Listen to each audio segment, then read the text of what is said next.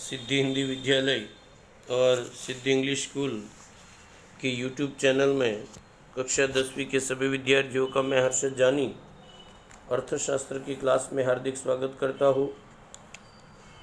विषय की शुरुआत करें उससे पहले एक सुंदर सा सुविचार कि हार मत मानना उन लोगों को याद कर जिन्होंने कहा था कि तुमसे नहीं होगा।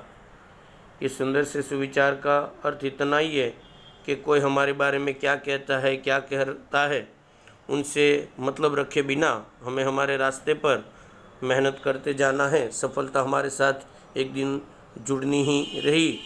इसी सुंदर से सुविचार के साथ आइए मिलकर 1 मिनट के लिए प्रार्थना कर लेते हैं माता सरस्वती की।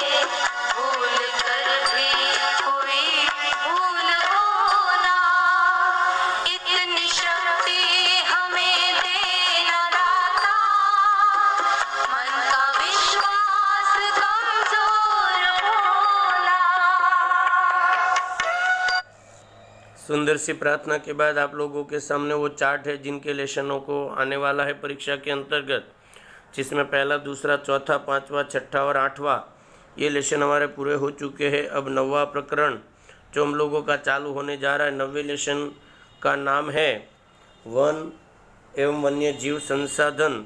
पेज नंबर आप लोगों को 67 पर ये लेसन मिल जाएगा आपकी किताब के अंतर्गत। सबसे पहले मैं विषय की शुरुआत करूँ उससे पहले वन का अर्थ समझ लेना आप लोगों को जरूरी है। किताब की 3री लाइन के अंतर्गत उनका एक सामान्य अर्थ दिया है कि जंगलों का सामान्य अर्थ वृक्ष और झाड़ियों या तो घास का समुच्चय।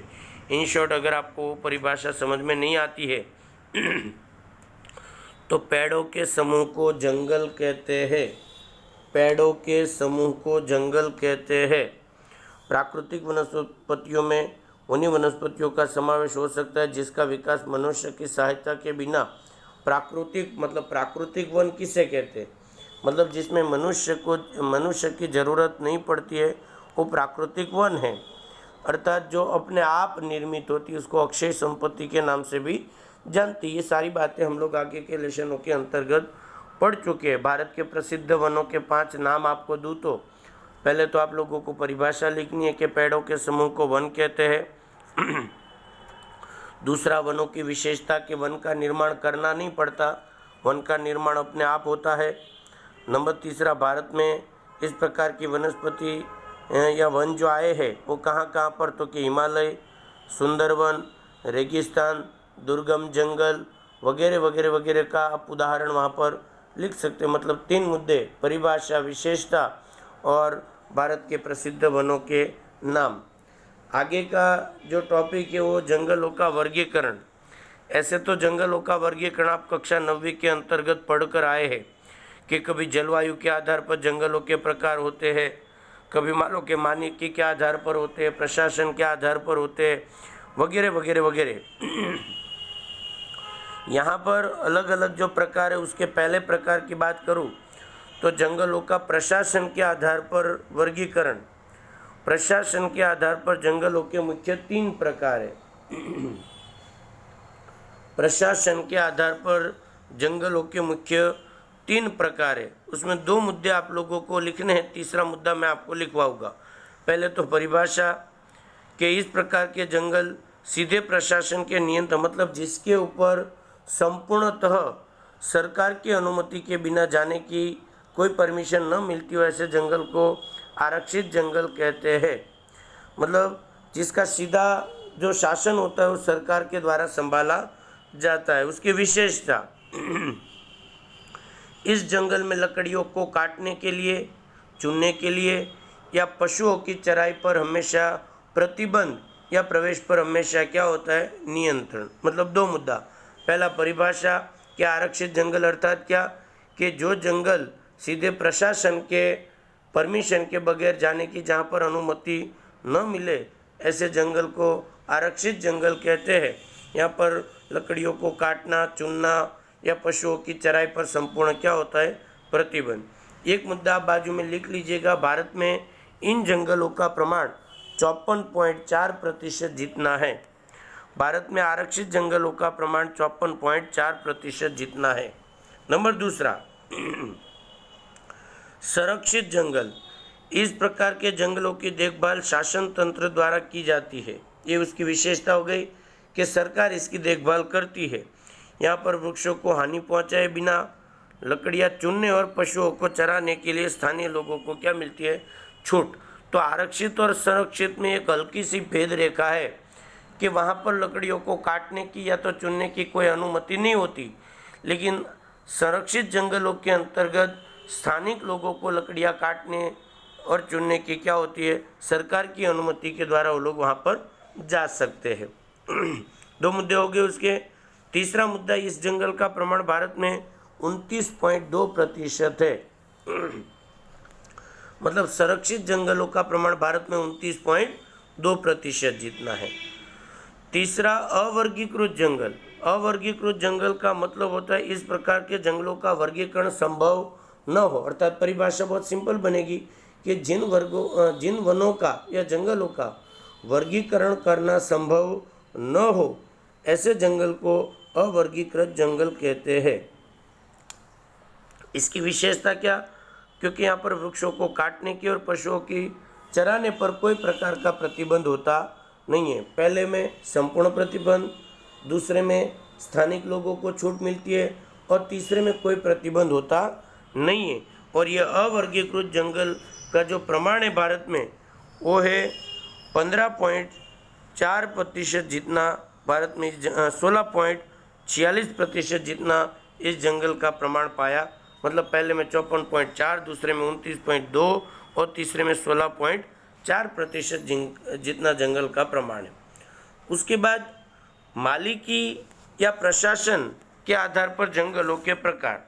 मालिकी और प्रशासन के आधार पर भी जंगलों के मुख्य 3 प्रकार है।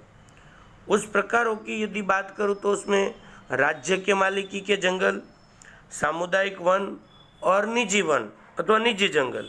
तो उनकी भी परिभाषा एक एक मुद्दों में बनेगी, तो आप लोग थोड़ा देख लीजिएगा। अगर MCQ पूछा जाए कि भाई मालिकी के या तो प्रशासन के आधार पर जंगलों के कितने प्रकार है, तो 3 प्रकार है। एक, राज्य के मालिकी के जंगल, उसमें इस प्रकार के जंगलों पर राज्य या तो केंद्र सरकार का नियंत्रण होता है, एक मुद्दा हुआ।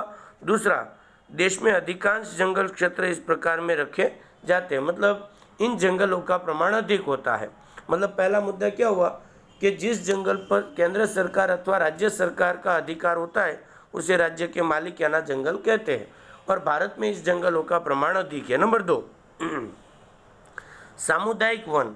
क्या होता है कि इस प्रकार के जंगलों पर स्थानीय प्रशासनों का, स्थानीय शासन मतलब कौन, तो कि ग्राम पंचायत, नगर पालिका या महानगर पालिका या जिला पंचायत का अधिकार। मतलब इन शॉर्ट, जिन जंगलों पर स्थानीय प्रशासन, जिसमें ग्राम पंचायत, तालुका पंचायत, नगर पालिका, महानगर पालिका और जिला पंचायत का नियंत्रण होता है, उसे सामुदायिक वन या जंगल कहते हैं।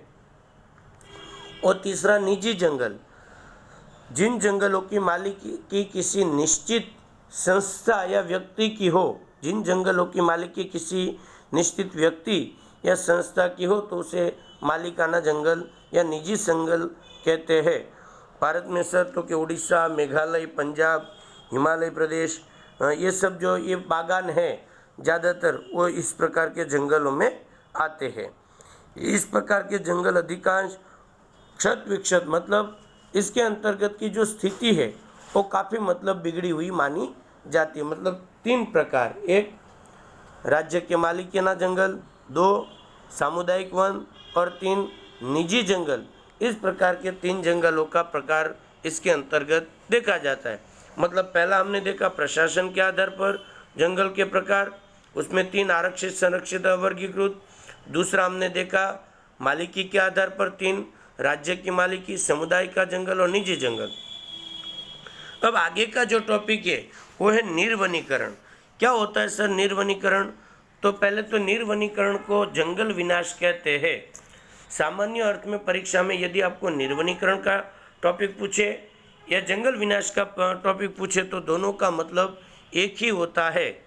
अर्थात पहला मुद्दा उसका दूसरा नाम कि निर्वनीकरण को जंगल विनाश कहते हैं। उसकी परिभाषा कि जंगलों का नष्ट होना या दिन प्रतिदिन जंगलों का कम होना अर्थात निर्वनीकरण। 2 मुद्दे हो गए, पहला परिभाषा, दूसरा उसका दूसरा नाम। फिर से एक बार परिभाषा बता तो निर्वनीकरण की कि देश में जंगलों का दिन प्रतिदिन कम होना अर्थात निर्वनीकरण, अर्थात जंगलों का नष्ट होना। जंगल विनाश भी आप उसको कह सकते हैं। हमारे देश में संपूर्ण विश्व की मुख्य समस्याओं में से एक समस्या मानी जाती है। तीसरा मुद्दा कि निर्वनीकरण मतलब पहला परिभाषा, दूसरा उसका दूसरा नाम, तीसरा इसकी विशेषता कि भारत की ये प्रमुख समस्याओं में से एक समस्या मानी जाती है। आगे का मुद्दा जो बनता है कि भाई मनुष्य की विकास यात्रा निर्वनीकरण होने के पीछे के कारण कौन कौन से हैं। कदाचित आपको परीक्षा के अंतर्गत पूछे कि निर्वनीकरण के कारण कौन कौन, तो एक प्राकृतिक कारण, नंबर 2 मनुष्य की विकास यात्रा। मनुष्य की विकास यात्रा की वजह से हम लोगों ने पुल, रेलवे, एयरपोर्ट वगैरह जो अलग अलग उद्योग, इंडस्ट्रीज वगैरह बनाए, उसकी वजह से हमने जंगलों का नष्ट कर दिया और उसकी वजह से मतलब निर्वनीकरण हुआ।